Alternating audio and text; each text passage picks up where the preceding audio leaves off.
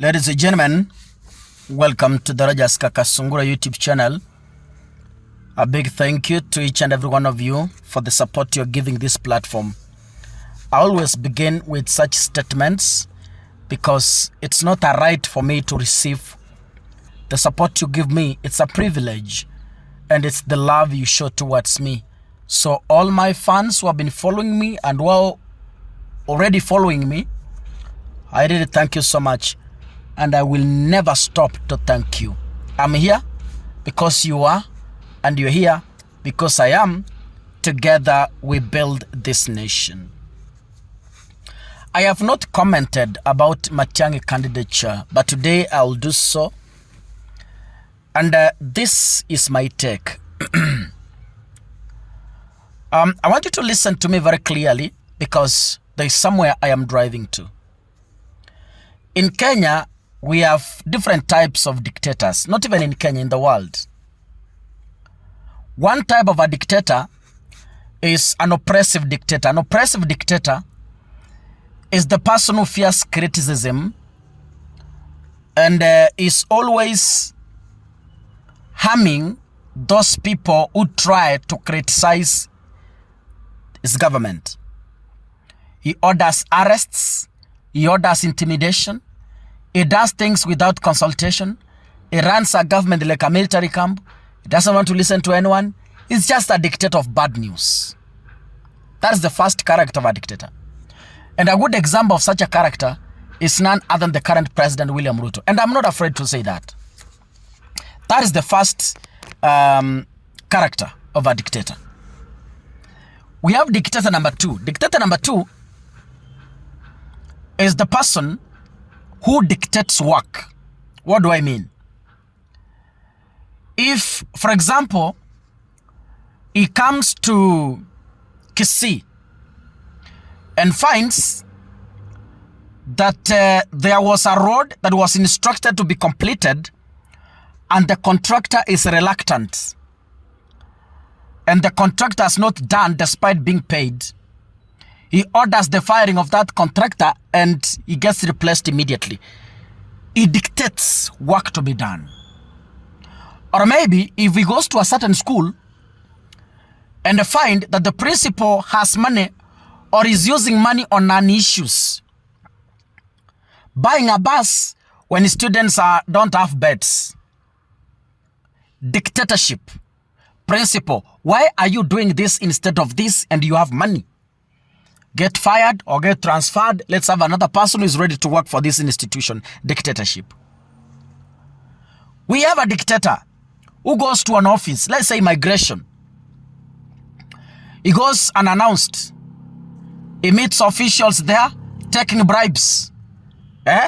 Others lying that we serve 200 clients a day when they are serving 3. He says, we have given you the machines, we have given you the resources.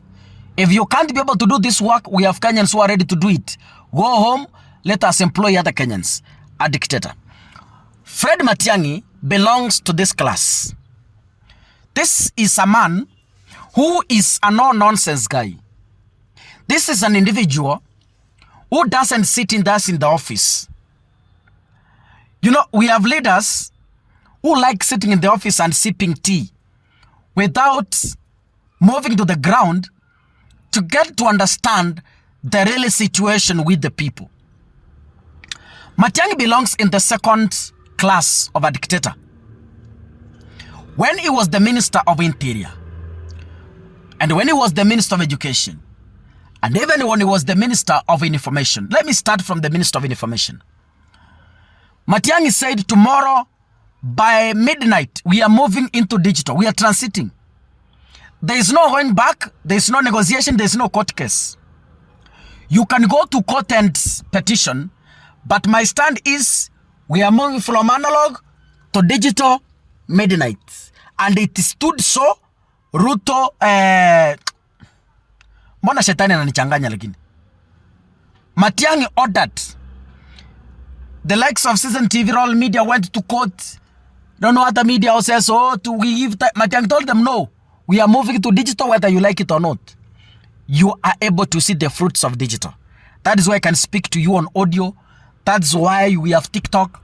That is why we have WhatsApp. We entirely moved to digital, and it has really brought massive transformations. That is a dictator we want in this country, and that is none other than Fred Okengo Matiang'i.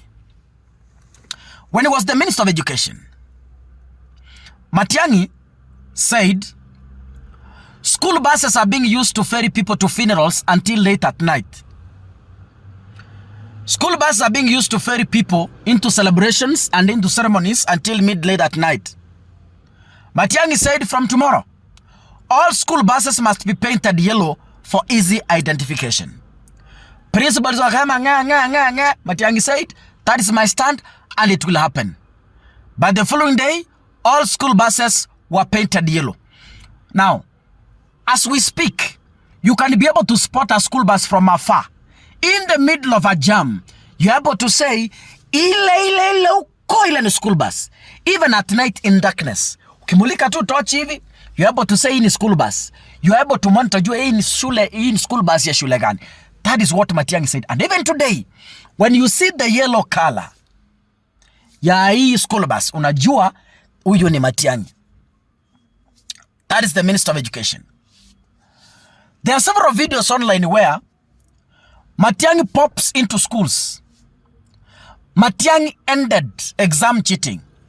That is something I should not even explain to you because it's on internet. Matiang'i came to the Minister of Interior. Akasema, our police were bribes. Hii uniform kodao ya mifuko kubwa kubwa hii ni ya kuipa pesa ya umma. We are transiting from the normal uniforms into blue. Coating. Nimesema, and there's nothing wrong to do. Blue uniforms were printed and police are wearing blue uniform up to date, which William Ruto is already also trying to fight to change. Ladies and gentlemen, what am I saying? Kenya needs such a dictator. Kenya needs such a dictator. And that is Fred Matiang'i. Mtu ambaye anasema na kutenda. Kusema na kutenda. We speak and act. We don't only speak from Nairobi. We speak today, and tomorrow we are on the ground to see what we spoke yesterday, if it's working. That is Fred Matiang'i. If Kenya is to survive, Matiang'i is the real bet. If Kenya is to go back to where it was, I am not praising him because he's a Kisii. No. You all know Matiang'i. He might have his flaws as a human being because nobody is 100%. Matiang'i pia akona shida zake. Matiang'i akona weakness zake. But ladies and gentlemen, Matiang'i's record is clear and in the public domain. Matiang'i has said he will be in the ballot in 2027. He has already hired a firm from Canada to help him manage the elections. Ladies and gentlemen, we are safe with Matiang'i.